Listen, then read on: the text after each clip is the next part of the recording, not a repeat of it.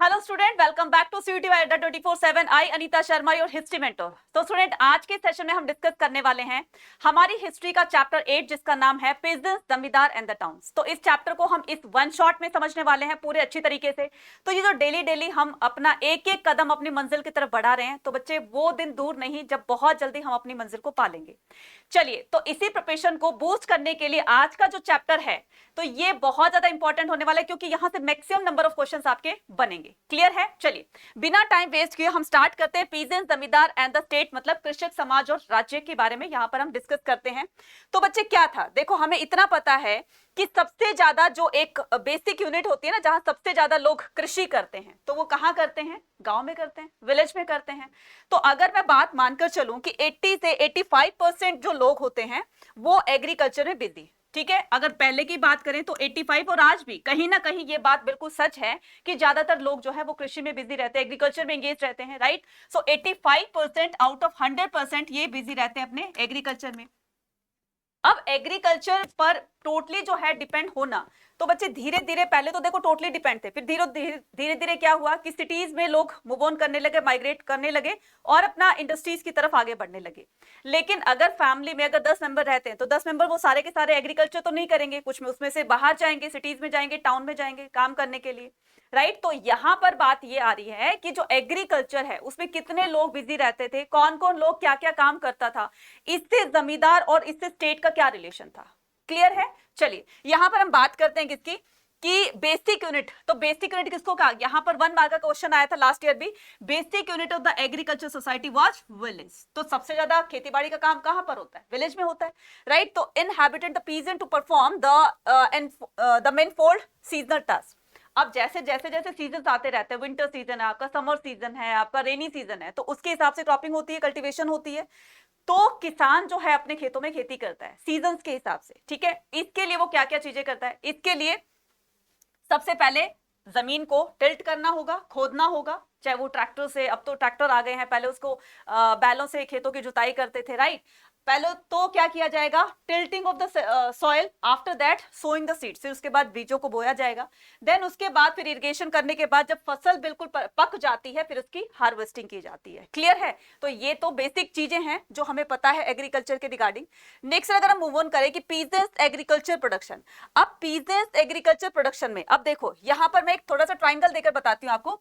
एक तरफ क्या है आपका? स्टेट है। ठीक है, स्टेट है, और यहां पर जमींदार है। ठीक है, जमींदार है, और यहां पर क्या है? पीजेंट्स है। क्लियर? अब पीजेंट्स का स्टेट से, स्टेट का पीजेंट्स से क्या रिलेशन है यहां पर हम देखेंगे। ठीक है, ये क्या करते हैं बच्चे, यहां पर पीजेंट और यहां पर जमींदार है। अब पीजेंट से, अब जब पीजेंट एग्रीकल्चर कर रहा है, कल्टीवेशन कर रहा है, तो प्रोडक्शन का काम ज्यादातर कौन देखेगा? पीजेंट देखेंगे। तो पीजेंट अगर एग्रीकल्चर कर रहा है, तो जमींदार का क्या काम होता है? पीजेंट से वो रेवेन्यू कलेक्ट करता है, और रेवेन्यू कलेक्ट करने के बाद ये किसको देता है? स्टेट को। तो स्टेट को फायदा अल्टीमेटली कहां से होगा? इस पीजेंट से ही तो होगा ना। तो यहां पर इस ट्राइंगल से हमें ये पता चला कि तीनों एक दूसरे के ऊपर इंटरलिंक्ड है, मतलब तीनों एक दूसरे के ऊपर डिपेंड है। ठीक है, अब जब पीजेंट नहीं होगा तो जमींदार का काम कैसे चलेगा? जमींदार जो कल्टीवेशन के बाद ये जो रेवेन्यू कलेक्ट कर रहा है, तो इसको रेवेन्यू कलेक्ट करके स्टेट के पास कैसे जाएगा? उसकी अर्निंग कैसे होगी स्टेट गवर्नमेंट की? क्लियर है? तो इस तरह से एक हेल्दी बॉन्डिंग यहां पर तीनों की हमने देखी है। लेकिन कई बार ऐसा भी हो जाता है कि इनके रिलेशंस में थोड़ा सा कॉन्फ्लिक्ट भी क्रिएट होने लगता है, थोड़ा सा झगड़ा बगड़ा भी होने लगता है, कि जमींदार को ये एक लालच रहता है मन में कि कौन कितनी अच्छी प्रोडक्शन निकालता है। एक तरह से कंपटीशन, होड़ लग जाती है। और कई बार ऐसा भी होता है कि उस होड़ के चक्कर में पीजेंट्स को बहुत ज्यादा एक्सप्लॉइट किया जाता है ना। तो यहाँ पर पीजेंट वो कहते हैं ना कि लिमिट होती है बेयर करने की, सहन करने की। तो बहुत सारे किसान ऐसे होते हैं जो जमींदार के अगेंस्ट रिबेल कर देते हैं, तो कॉन्फ्लिक्ट होने के चांसेस भी हैं, साथ साथ में उनकी हेल्दी बॉन्डिंग भी थी। अब हम यहाँ पर बात करते हैं किसकी? बात करते हैं कि production of agriculture, production of agro based good. अब ये एग्रो बेस्ड गुड क्या होता है बच्चे? एग्रो बेस्ड गुड्स में हम क्या क्या करेंगे? शुगर को देख रहे हैं। ठीक है, शुगर होता है और ऑयल होता है। मतलब कि ये वो चीज है जो कल्टीवेशन के, मतलब ये ईडेबल थिंग्स होते हैं। ईडेबल थिंग्स के साथ इनसे अर्निंग भी होती है और ये खाने के योग्य भी होती है। अब ये मार्कर है, मार्कर को ठीक है प्रोडक्ट तो कर दिया, इसको मैन्युफैक्चर तो कर दिया, लेकिन ये खाने का थोड़ी ना है। ठीक है ना।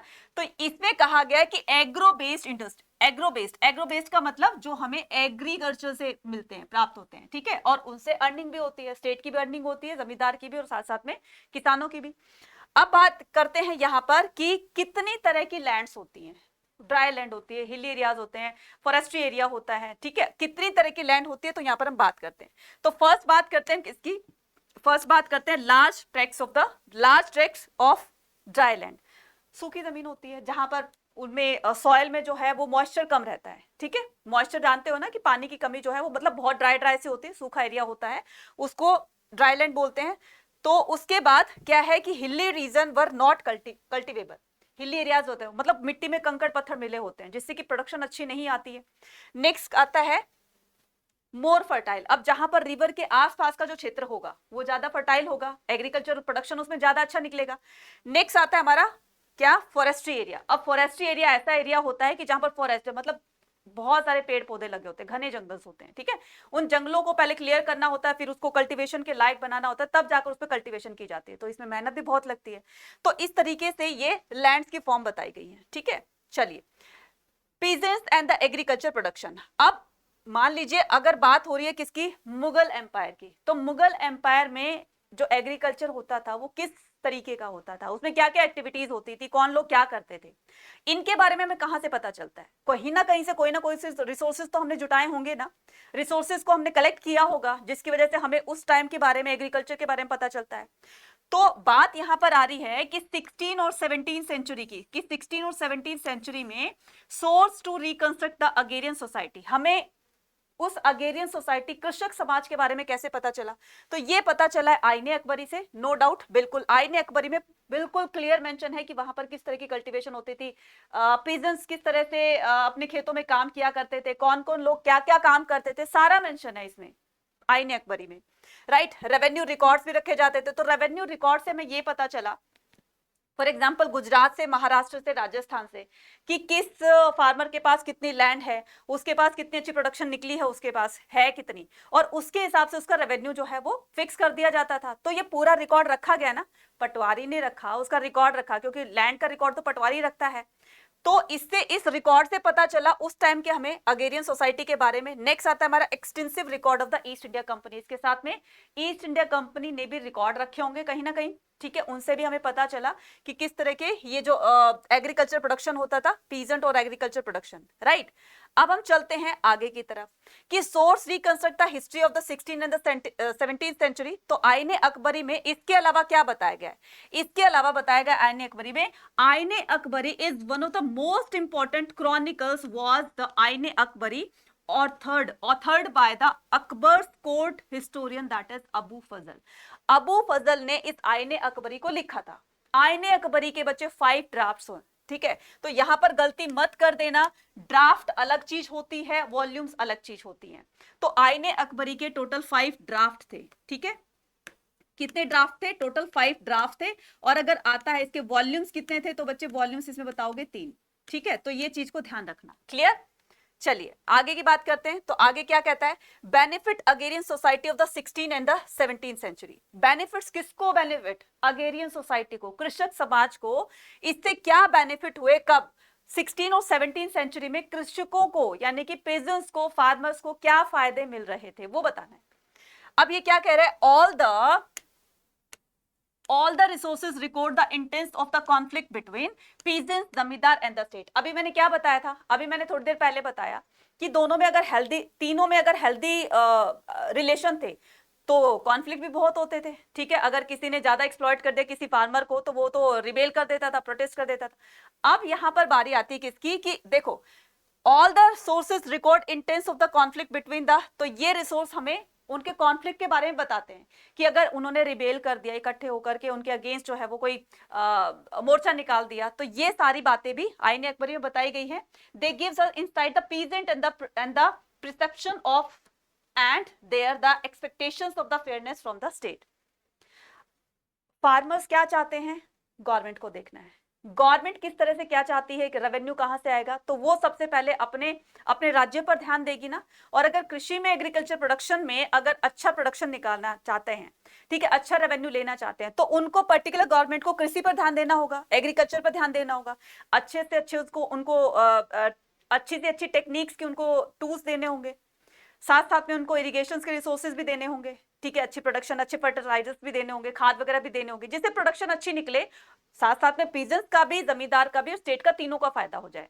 अब ये दोनों तीनों जो आपस में एक दूसरे से इंटरलिंक्ड हैं, तो एक दूसरे को समझकर चलेंगे तभी प्रोडक्शन अच्छा होगा, बताया गया है इसमें। ठीक है, नेक्स्ट आता है पीजेंट्स एंड देयर लैंड्स। अब पीजेंट्स और उसकी लैंड, अब देखो मुगल पीरियड में पीजेंट्स को 3 नामों से जाना जाता था। किन किन नामों से? मजूरियन, किसान और एसमीस। ठीक है, तो कहते तो उनको रैयत थे, लेकिन रैयत को भी किन किन नाम से जाना जाता था? तो मजूरियन, किसान और एसमीस। ठीक है, असामी।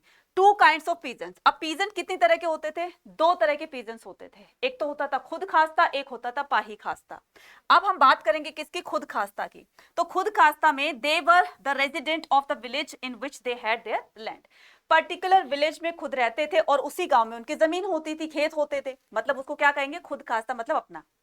क्लियर है कि एक पर्टिकुलर गांव में मैं रहती हूं, विलेज में रहती हूं और उसी गांव में मेरी खेत है, मेरी लैंड है, तो वो क्या हो गया आपका? खुद खास्ता। इसके ऑपोजिट जो पाही खास्ता होता है वो लीज पर, जैसे फॉर एग्जांपल कि they were non resident the cultivator who cultivated lands elsewhere on a contractual basis. Contractual basis का मतलब होता है कि हमारी, मान लीजिए फॉर एग्जांपल कि वीट क्रॉप किया गया है, ठीक है, वीट की कल्टीवेशन की गई है। अब जब तक वीट की हार्वेस्टिंग नहीं हो जाती तब तक उसका कॉन्ट्रैक्ट रहेगा।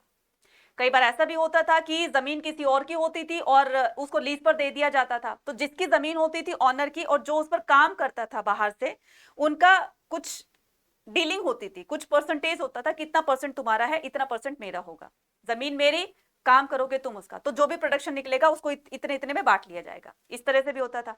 तो पाही खास्ता का मतलब होता है कि लैंड किसी और की होती थी और वो किसी और के खेतों में जाकर काम करते थे, वो प्रॉपर उसी विलेज के रेजिडेंट्स नहीं होते थे उनके, ठीक है, रेजिडेंट नहीं होते थे।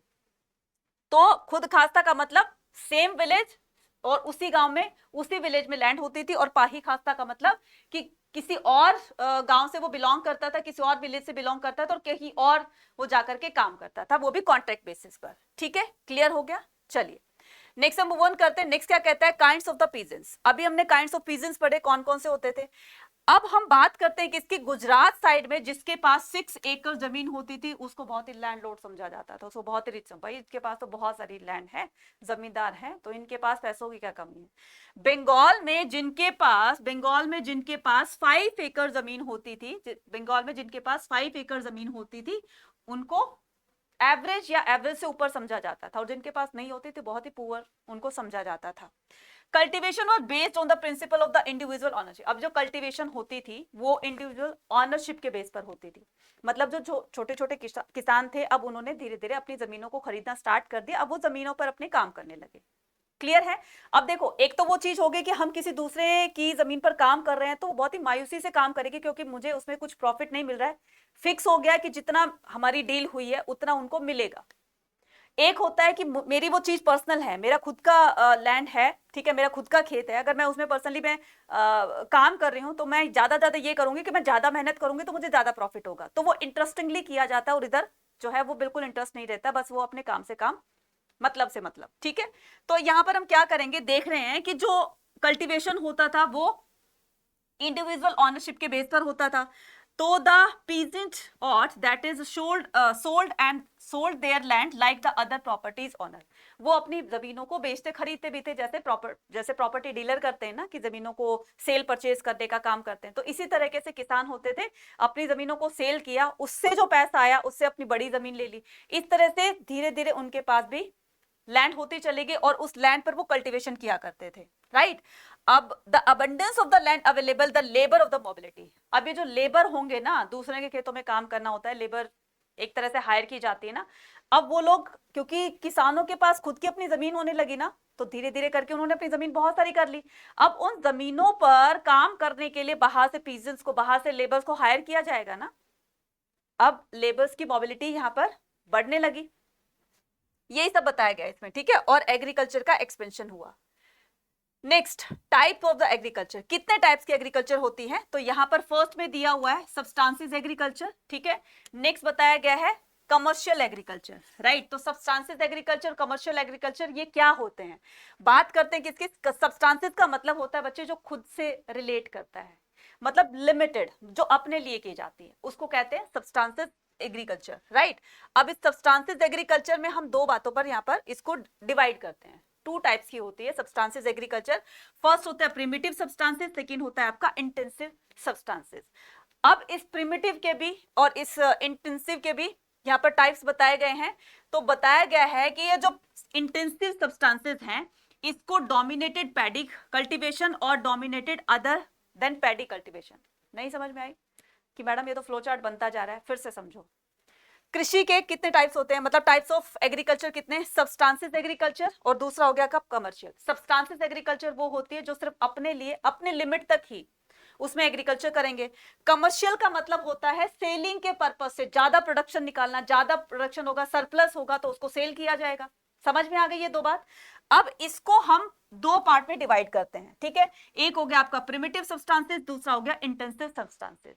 इंटेंसिव सब्सटेंसेस में डोमिनेटेड पैडी कल्टीवेशन। इंटेंसिव का मतलब होता है कि मैं अगर सेलिंग के पर्पज से कल्टीवेशन कर रहा हूं, मुझे प्रोडक्शन ज्यादा निकालना पड़ेगा। और अगर मैं सिर्फ अपने से रिलेट कर रहा हूं, इंटेंसिव का मतलब क्या होता है, एक छोटा दायरा, ठीक है ना, कि मैं सेलिंग के पर्पज से नहीं उसको ग्रो कर रही हूं, नहीं उसमें कल्टीवेशन कर रही हूं, सिर्फ इतना है कि मेरा काम चल जाए, मेरी फैमिली का चल जाए, थोड़ा बहुत मैं सेल कर दूं, बस इतना ही, ठीक है। अब उसमें क्या हो गया, डोमिनेटेड, उसमें राइस की कल्टीवेशन की जाती है और इसमें राइस के अलावा और भी पैडी कल्टीवेशन की जाती है। नेक्स्ट हम मूव ऑन करते हैं। तो नेक्स्ट इसमें क्या कहता है, अब हम इसको और अच्छे से डिटेल में समझ लेते हैं।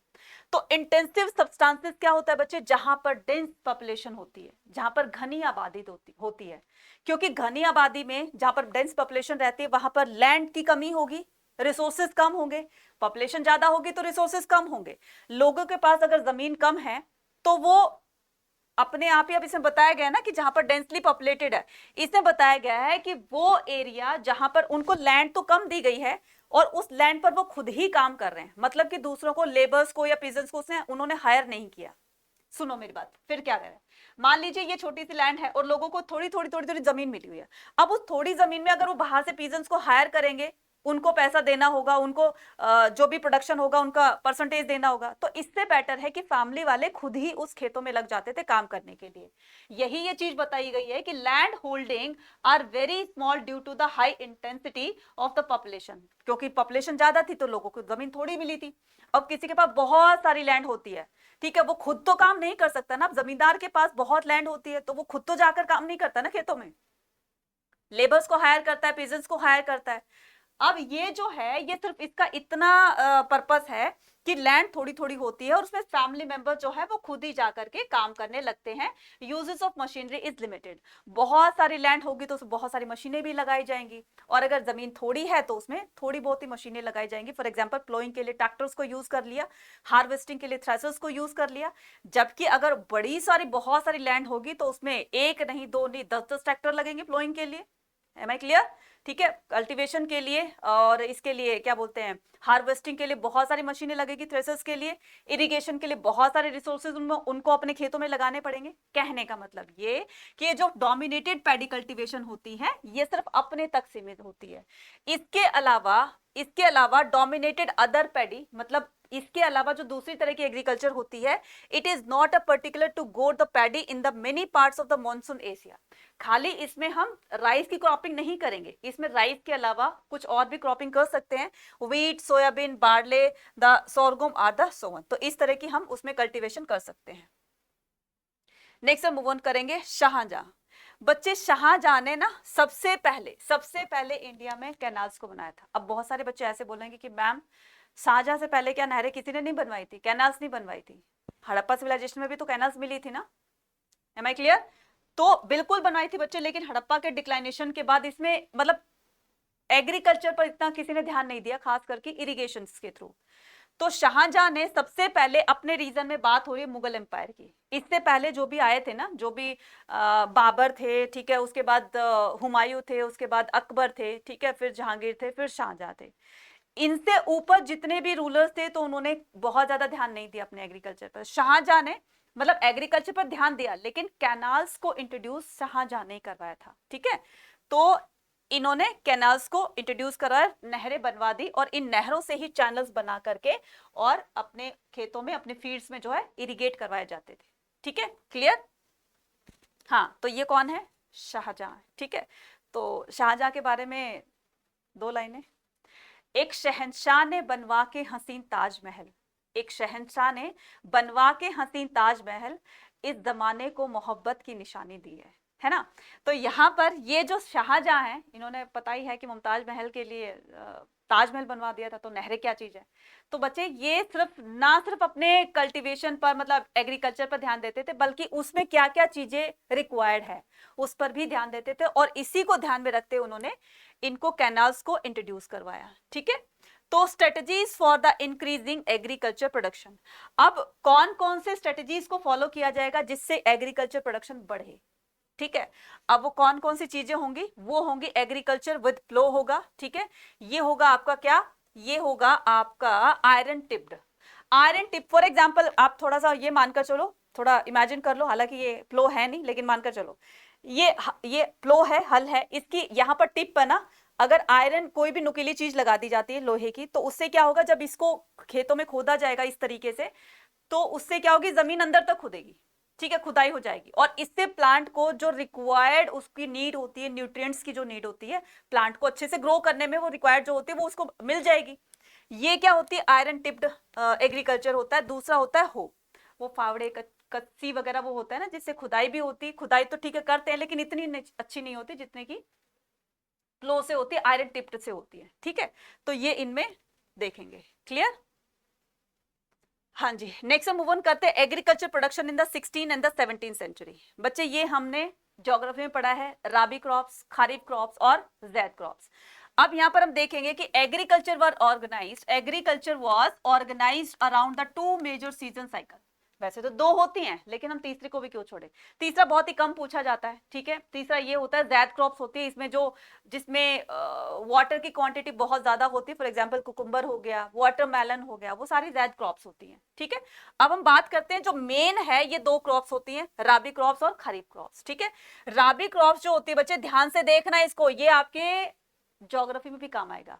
राबी क्रॉप्स जो होती हैं वो सोन की जाती है, मतलब उगाई बोई कब जाती हैं? वो बोई जाती हैं अक्टूबर से दिसंबर तक। ठीक है, और इसका हार्वेस्टिंग का टाइम कितना है? हार्वेस्टिंग का टाइम है इसका अप्रैल जून का।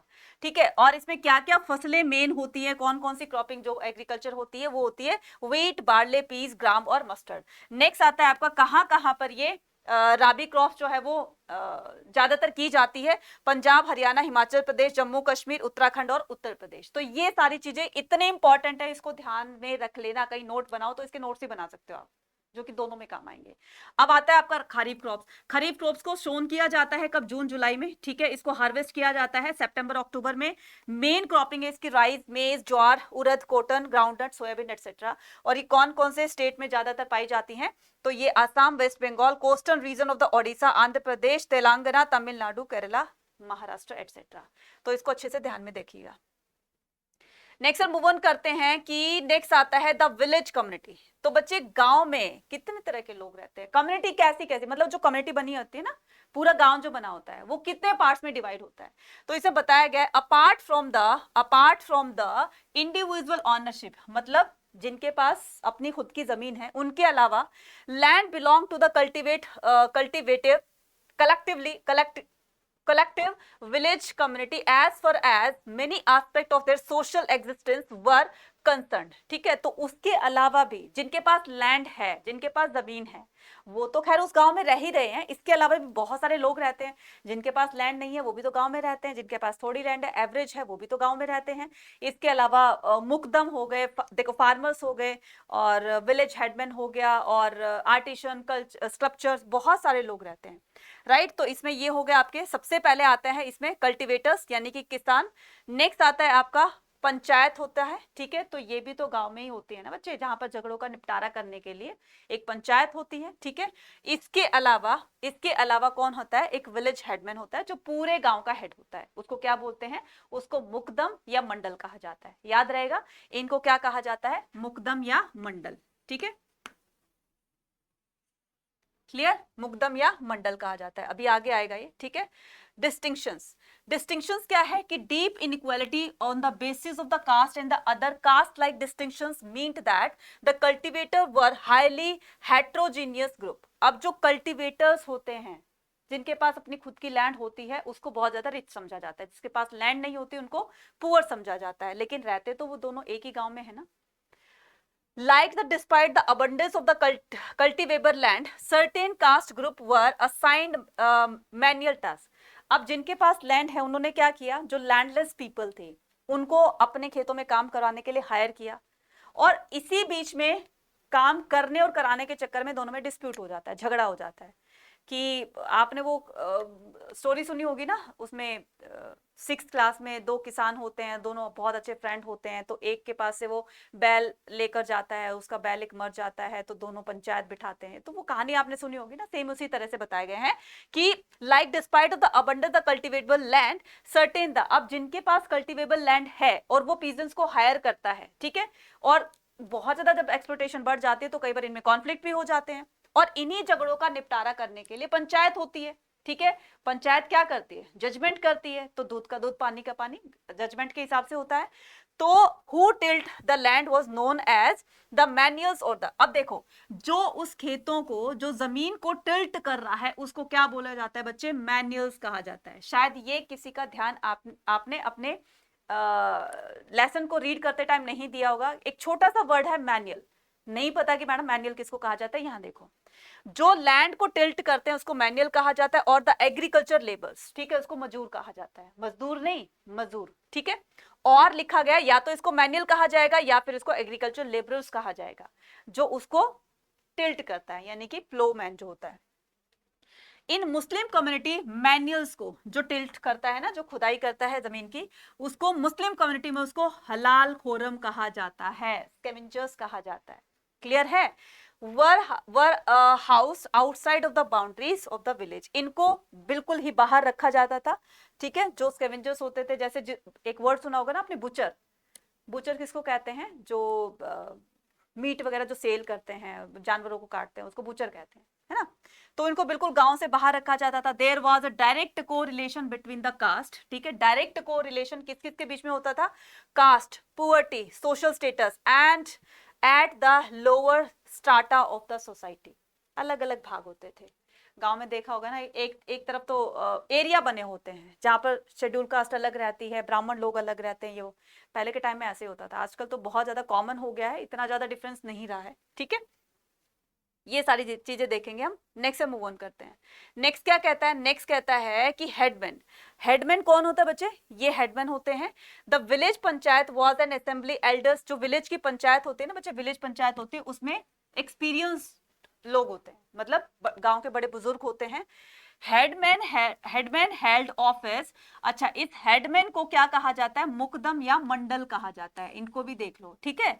तो the headman of the village they enjoy the, अब गांव का हेडमैन है, गांव का जमींदार है, लैंडलॉर्ड है बड़ा, तो वो तो अपनी लाइफ को लग्जूरियस तरीके से जिएगा, ठीक है। और जो फाइनल डिसीजन होता था पंचायत का, जब एक बार पंचायत ने, सरपंच ने डिसीजन दे दिया, तो फाइनल डिसीजन के लिए हाई अथॉरिटी के पास जाता था, ये गांव की हाईएस्ट अथॉरिटी होती थी। क्लियर है। चलिए, one of the important function of the panchayat was ensure that the caste boundary among the various community inhabiting the village were upheld. Panchayat also had the authority the levy fines and the conflict. अब जो panchayat authority होती थी ना बच्चे, वो fines लगाती थी, fine लगाती थी। किस पर फाइन्स लगाती थी, कॉन्फ्लिक्ट हो गया, ठीक है, दो पार्टी के बीच में कॉन्फ्लिक्ट चल रहा है, ठीक है। अब एक विक्टिम है उसमें से और दूसरा सच है, तो जो अपराधी होगी, विक्टिम्स होगी, उस पर पेनल्टी लगा दी जाती थी, फाइन लगा दी जाती थी कि तुम्हें 20,000 का, तुम्हें 50,000 की पेनल्टी जो है वो तुम्हें देनी पड़ेगी। वो जो फंड आता था वो गाँव के वेलफेयर में, गाँव के डेवलपमेंट में उसको लगाया करते थे। किस तरह से, गाँव में प्राइमरी स्कूल्स ओपन कर दिए, छोटी मोटी डिस्पेंसरी ओपन कर दी, राइट, प्याऊ वगैरह लगा दी, सड़कें बनवा दी, पक्की गलियां करवा दी, ठीक है, वाटर अरेंजमेंट कर दिए। तो ये जो फंड आता था वो इस तरीके से उनको किया जाता था। In addition the village panchayat each caste जाति विलेज हेड ऑन जाति पंचायत। अब ये जो पंचायत होती थी ना, सभी कास्ट की अपनी अलग एक पंचायत होती थी, ब्राह्मणों की अलग एक पंचायत होती थी, शेड्यूल कास्ट की एक अलग पंचायत होती थी। तो वो अपने तरीके से अपने कास्ट को लेकर के, क्योंकि वही समझ सकता है ना कि उनके कास्ट में किस तरह की जो है प्रॉब्लम्स को फेस कर रहे हैं। जैसे रिप्रेजेंटेटिव्स होते हैं ना, कि हमारे एरिया की पूरी जो प्रॉब्लम्स होती है, जो भी होती है, उसको अच्छे से पता है ना, रादर देन कि किसी और को हमें उसको पता होगा। सेम इसी तरीके से, ठीक है। Next, village artisan. अब गांव में ऐसा नहीं था कि सारे लोग ही एग्रीकल्चर करते हैं, ठीक है, इसके अलावा कुछ और भी काम करते होंगे। तो आर्टिशंस होते थे, ठीक है, पत्थर की मूर्तियां बनाना, पॉटर्स जो होता था वो पॉट्स बनाते थे, मिट्टी के बर्तन बनाते थे। घरों में जो औरतें होती थी वो सिलाई कढ़ाई बुनाई का काम किया करती थी, मंदिर वगैरह मतलब पत्थरों के ये बनाए जाते थे। तो क्राफ्ट प्रोडक्शन भी किया जाता था, ठीक है। ये सारा इसी तरीके से हो गया, ब्लैक स्मिथ हो गया, कारपेंटर हो गया, अपने अपने तरीके से अपने अपने काम को करते थे, ठीक है। चलिए नेक्स्ट हम मूव ऑन करते हैं, women in the agrarian society. Board में तो बहुत ही कॉमन सा क्वेश्चन है, हर बार पूछा जाता है, लेकिन यहाँ पर सीयूटी में भी इसको किस तरीके से पूछेंगे, देखो विमेन का क्या रोल रहा था एग्रीकल्चर में, अगेरियन सोसाइटी में। Women and man had to work shoulder to shoulder in their field. कंधे से कंधा, पुरुषों के कंधे से कंधा मिलाकर काम किया करती थी। अगर पुरुषों ने अगर उसको प्लो किया है तो वो सीड्स को सॉ किया करती थी, साथ में मिलकर इरिगेशन किया करते थे। अगर वो इरिगेशन कर रहे हैं तो फर्टिलाइजर्स वगैरह का काम वो किया करती थी।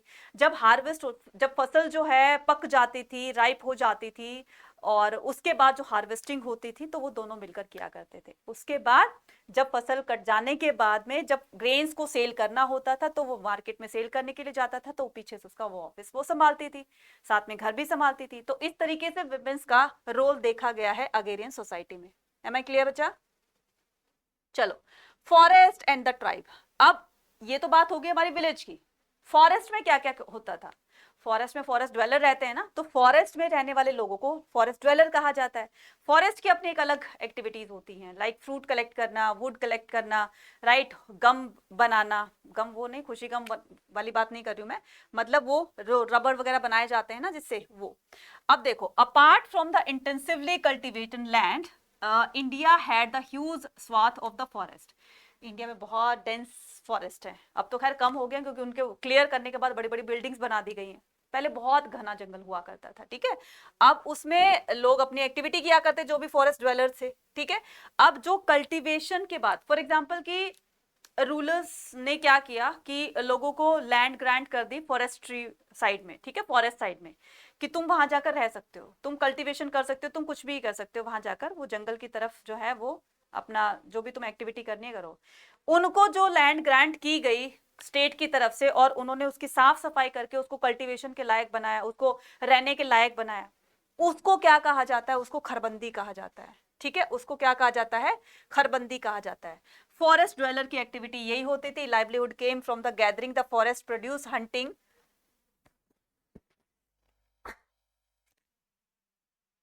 शिफ्टिंग, एग्रीकल्चर ये किया करते थे, ठीक है। सारी एक्टिविटीज आपको पता होंगी कि फॉरेस्ट एक्टिविटी किस तरीके से किया करते थे। Regular hunting expeditions inhabited the emperor's traveller to the. अब देखो, राजाओं महाराजाओं का शौक बहुत होता था, किसका? शिकार करने का। चलो भाई आज शिकार करते हैं, उनका एंटरटेनमेंट का साधन ही यही था, शिकार करना, ठीक है। बाद में फिर ये ब्रिटिशर्स आएंगे, ये भी करेंगे, लेकिन फिर अब तो पता ही आपको कि बैन कर दिया गया। तो ये लोग फॉरेस्ट में एक तो हंटिंग के लिए जाया करते थे, कि शिकार करने का उनका शौक होता था। दूसरा ये कि फॉरेस्ट को ऑब्जर्व करने के लिए, सुपरवाइज करने के लिए भी जाते थे, कि फॉरेस्ट में सब लोग ठीक ठाक ऐसे काम कर रहे हैं ना, फॉरेस्ट में कोई किसी तरह की दिक्कत तो नहीं है, ये वो करने के लिए, तो इस तरह से जाते थे, ठीक है। जमींदार, जमींदार का क्या काम होता था? जैसे बच्चे मैंने बताया ना कि जमींदार के पास बहुत सारी लैंड होती थी। अब वो खुद तो जाता नहीं था, पेजेंट्स को हायर करता था, तो फिर उसके पास प्रोडक्शन अच्छी आती थी, और सारा सेल जो होता था, उसका जो भी प्रॉफिट होता था वो जमींदार के पास जाता था। लेकिन जिसने काम किया है उसको भी रेशो तो देखो, उसको भी तो परसेंटेज दी जाती थी ना, एग्रीकल्चर में से कुछ पार्ट तो उसको भी दिया जाएगा। Zamindar were class the people who country side that lived on the agriculture but did not the participate directly in the process of the agriculture. यही बताया ना, डायरेक्टली तो पार्टिसिपेट नहीं करते थे। दे वर लैंडेड प्रॉपर्टी, हालांकि उनके पास लैंड होती थी। जमींदार किसको कहते हैं? जिसके पास लैंड बहुत होती है, और वो लैंड का क्या करते हैं? खेती बाड़ी करते हैं। लेकिन ये खेतों में डायरेक्ट जाकर काम नहीं करते थे, ठीक है ना। तो economically privilege by the virtue of their superior status in the rural society. गांव में सबसे ऊंचा दर्जा होता था इनका, सबसे हाई स्टेटस होता था, ठीक है। लैंड रेवेन्यू सिस्टम, अब यही जो सिस्टम है ये लागू हो जाएगा कि जिसके पास जितनी जमीन है, जिसके पास जितनी प्रोडक्शन निकली है, उसके हिसाब से उस पर रेवेन्यू इम्पोज कर दिया जाएगा।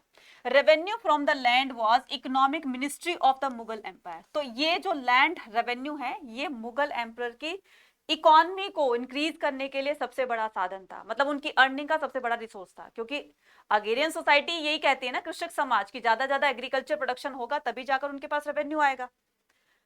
This apparatus including the office drafter in the diwan हो। अब उनके ऑफिस में जो दीवान होता है ना, वो जो ऐसे ऐसे चश्मे का ऊपर टोपी लगी रहती है, उसके हिसाब किताब लिखा होता था, किसने कितना उधार दिया, किसका बच रहा है, किसने लेना है, किसने देना है, तो वो सारा कौन संभालता था? ये मुंशी तो संभालता था, है ना।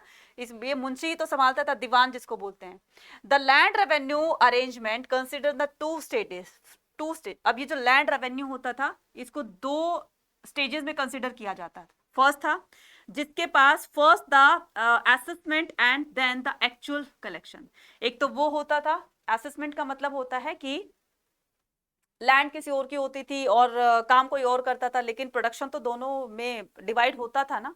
एक तो वो था, एक ये होता था कि डायरेक्ट एक्चुअल कलेक्शन होता था, जो उससे पर्टिकुलर उसी की जमीन थी और उसने उसमें काम किया और उसका इतना प्रोडक्शन निकला, वो एक्चुअल कलेक्शन होता था। ठीक है,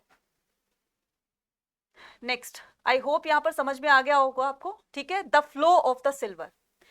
मुगल पीरियड में किस तरह के कॉइन्स को इंट्रोड्यूस किया गया था, मतलब किस तरह के सिक्के प्रचलन में थे, और जो ये कम्युनिकेशन होता था या जो ट्रेडिंग होती थी वो किसके बेस पर होती थी। आज जो हमारा लेन देन होता है करेंसी से होता है, रुपया से होता है ना, उस टाइम में सिल्वर कॉइन्स चलते थे, चांदी के सिक्के चलते थे। ठीक है, Mughal empire consolidated the power and the resources from the empire that is Ming. Ming किसको बोलते हैं? पहले चाइना को ही मिंग कहा जाता था, सफाविद जो कि ईरान से बिलोंग करते हैं, and Ottoman Turkey during the 16 and the 17 century. तो ये क्या था बच्चे, ये इनके साथ में कंसोलिडेटेड थे, मतलब इनके, आप समझ सकते हो, इनके फ्रेंड्स थे, राइट। इनसे ही ट्रेडिंग हुआ करती थी। वोयाजेस ऑफ द डिस्कवरी, तो धीरे धीरे डिस्कवरीज भी, नई डिस्कवरीज भी होने लगी, और उन डिस्कवरीज के साथ में ओपनिंग द न्यू वर्ल्ड। ठीक है, नई दुनिया को इंट्रोड्यूस करवाएगा। नई दुनिया किसको कहते हैं? जो नए नए देशों की खोज की जा रही थी ना, हालांकि देश पहले भी थे लेकिन पता नहीं था। अब ये जो पता लगा करके दुनिया को इसको बताया गया, तो इसको न्यू वर्ल्ड के नाम से, नई दुनिया के नाम से इसको जाना गया।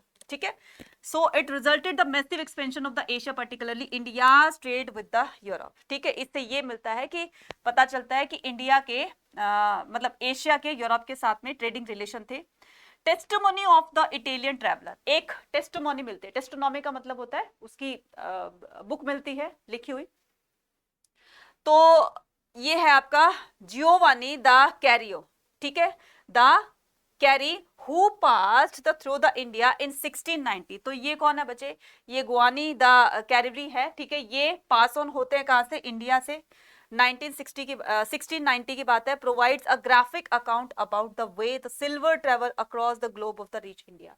यूरोप से इंडिया में सिल्वर कैसे कैसे आती है, इन्होंने इसका पता लगाया और उनको बताया कि इंडिया में सिल्वर कहां से आई, यूरोप से आई।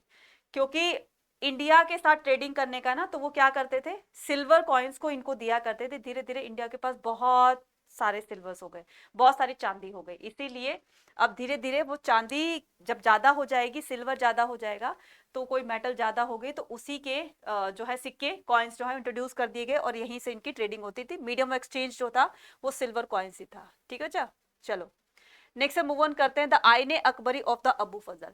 अब अबू फजल की आईने अकबरी के बारे में थोड़ा सा यहाँ पर बताते हैं।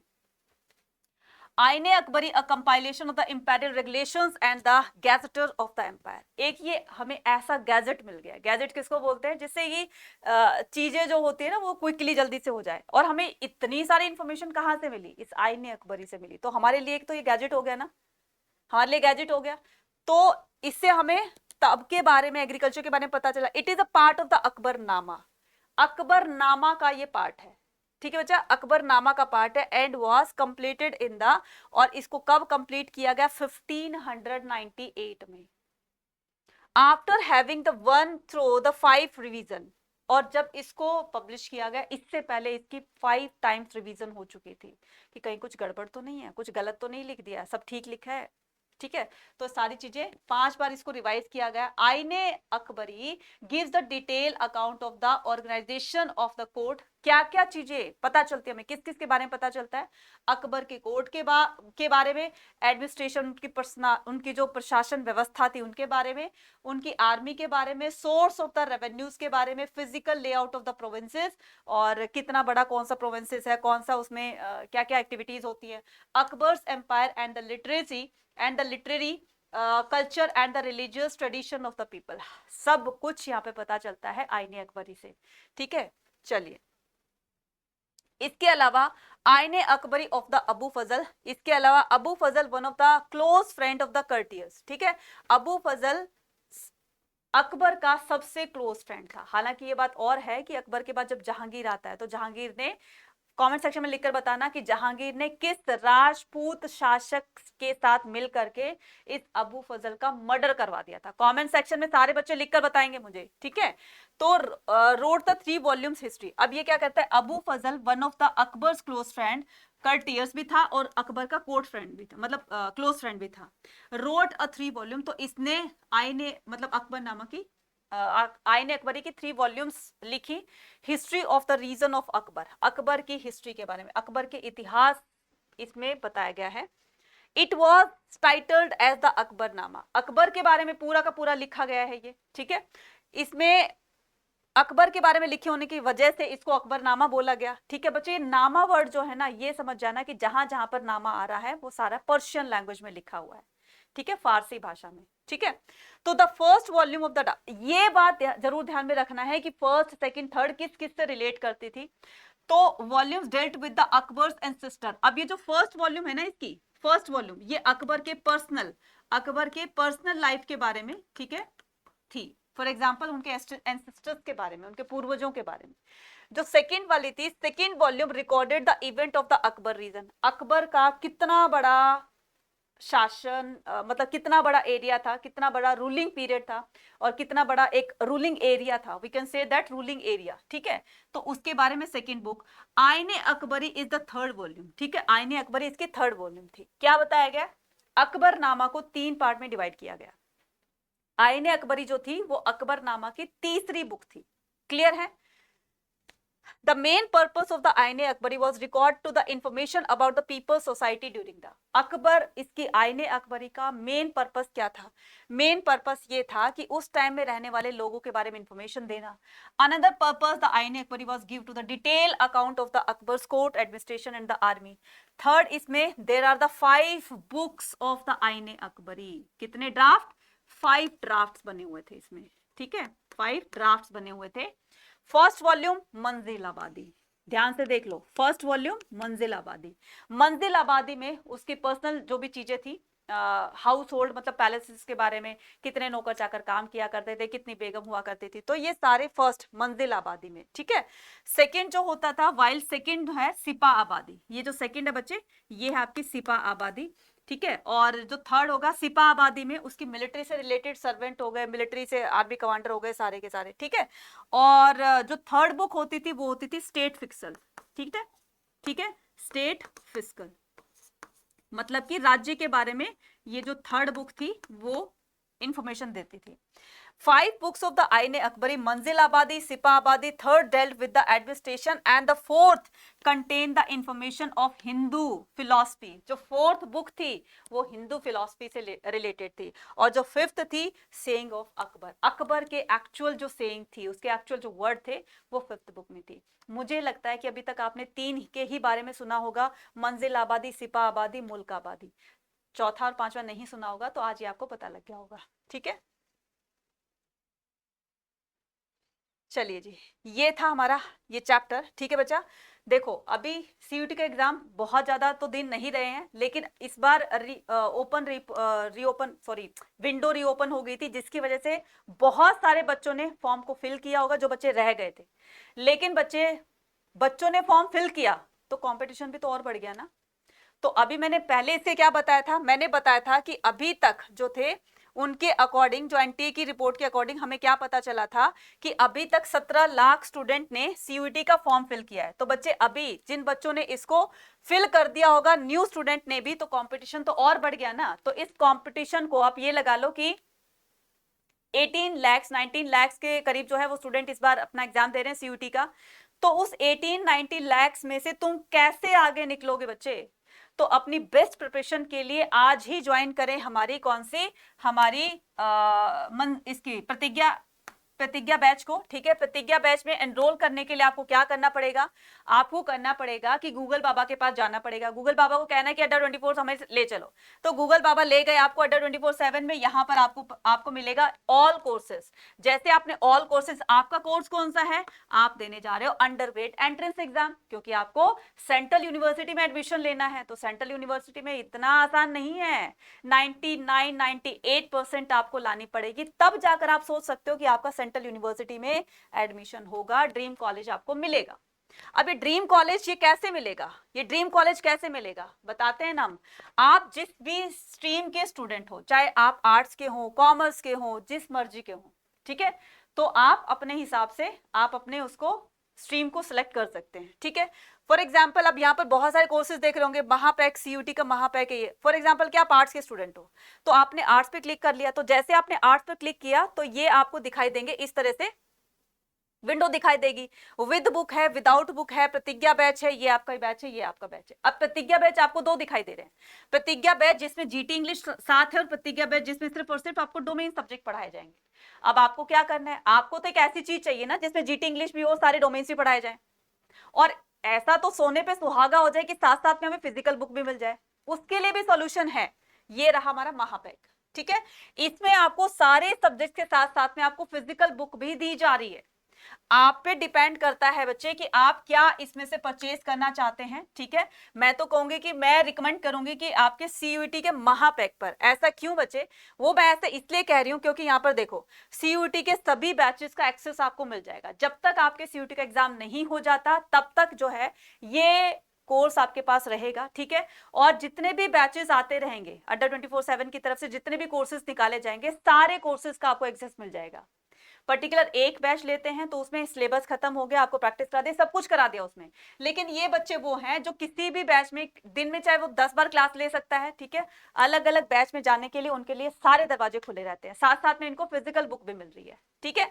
तो आपको क्या करना है, ये सारे साथ साथ में देखो, इनको 1-to-1 टीचर्स के साथ इंटरेक्शन हो रहा है। 1000 आवर्स की क्लास आपको मिली जा रही है, 1000 घंटों की क्लास, ठीक है।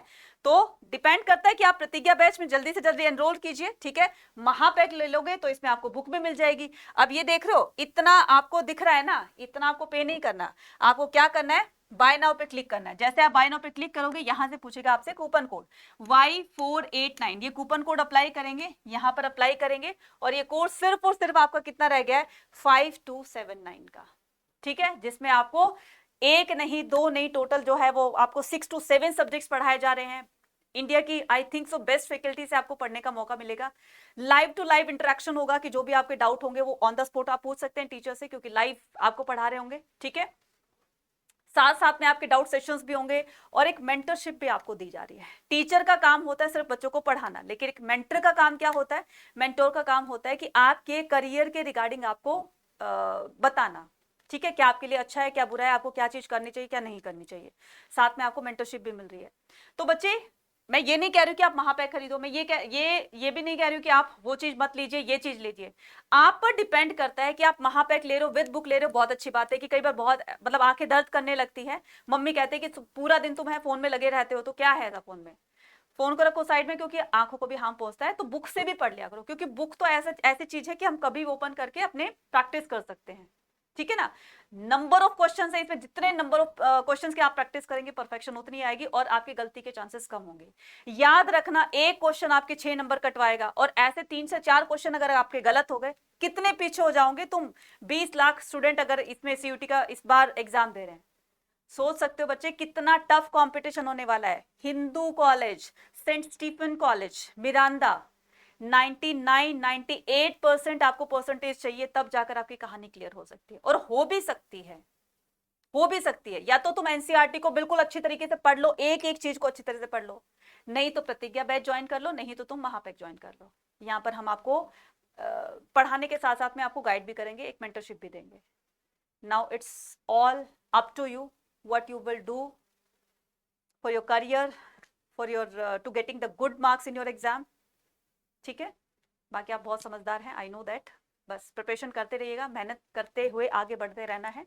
Definitely you will get your aim और टारगेट, ठीक है, and you will get your good marks in your exam, ठीक है, बहुत अच्छे मार्क्स लेकर आओगे जिस हिसाब से तैयारी कर रहे हो।